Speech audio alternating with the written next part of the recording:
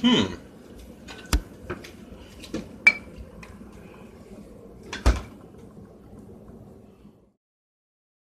Another childhood confession. As a kid, I had never played Ocarina of Time or Majora's Mask. Well, actually, that's a lie. But by the time I had played them, I had already played through Wind Waker, and when I picked up the Zelda Collector's Edition on GameCube, I was pretty underwhelmed. Still, when I was very young and I had an N64, I would look on at my friend's copy of Majora's Mask with envy, with its gold casing and holographic label. And for 2000, the graphics looked pretty sweet. But by the time I finally got my hands on the GameCube version, I didn't really want to play it anymore. Mostly because the GameCube port was pretty terrible. So, Majora's Mask 3D is my first proper playthrough, and it really hits home. The plot, at first glance, is pretty simple. Link journeys to find his old friend Navi, who left him at the end of Ocarina of Time. Spoiler alert.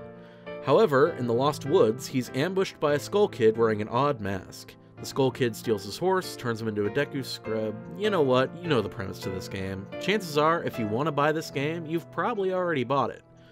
So instead of telling you why you should buy it, I'm going to tell you why this is my favorite Zelda, because I'm old enough now to realize how meaningful the whole experience is.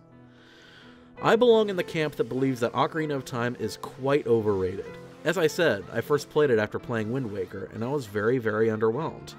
The world wasn't as expansive, the characters weren't as expressive, the look wasn't as beautifully, cartoonishly stylish.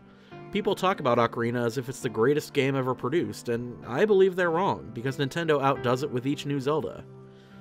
Well, except Skyward Sword, but that goes without saying. All of those horrible things I said about Ocarina of Time are also true of Majora's Mask. The world is very small compared to other Zeldas. There are only 4 dungeons, not counting the optional ones. And the look, even remastered on 3DS, still isn't as timeless. So why is this still my favorite Zelda? Because it dared to do something meaningful. It knew that players would find the old recycled characters nostalgic, so it used them to tell a story about loss, about being an outcast, about the 5 stages of grief, and about what it means to be trapped in an endless loop.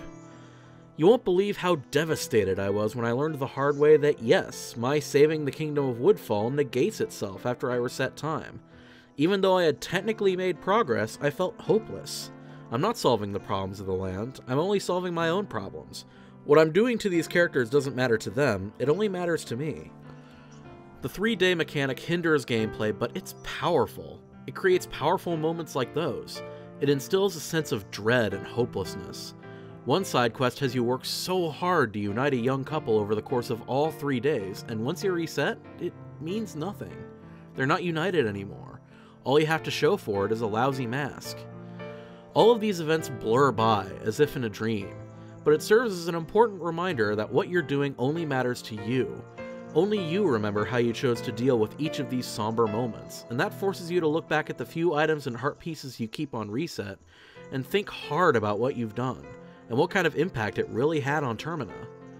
It's a world of grief, never budging, unchanging, following a course that can't be changed until the last few hours. That amplifies the tough feelings and reactions that the NPCs have towards their ultimate terrible fate.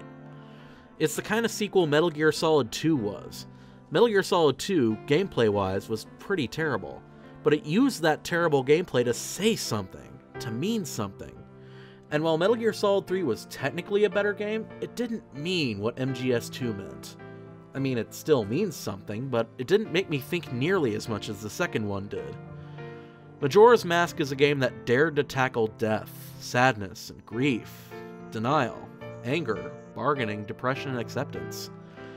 Technically speaking, Majora's Mask is not the best Zelda game. Other Zelda games like Wind Waker, and even other games in general like Arkham City, even they managed to be better Zelda games than Majora's Mask. But Majora's Mask is powerful. It was a heavy study on many concepts that those other games I mentioned just wouldn't dare look at. It resonates with me. It resonates with others. It resonates with humanity because to grieve is human. And no other Zelda game has dared to do that since. And that is why Majora's Mask is my favorite Zelda game.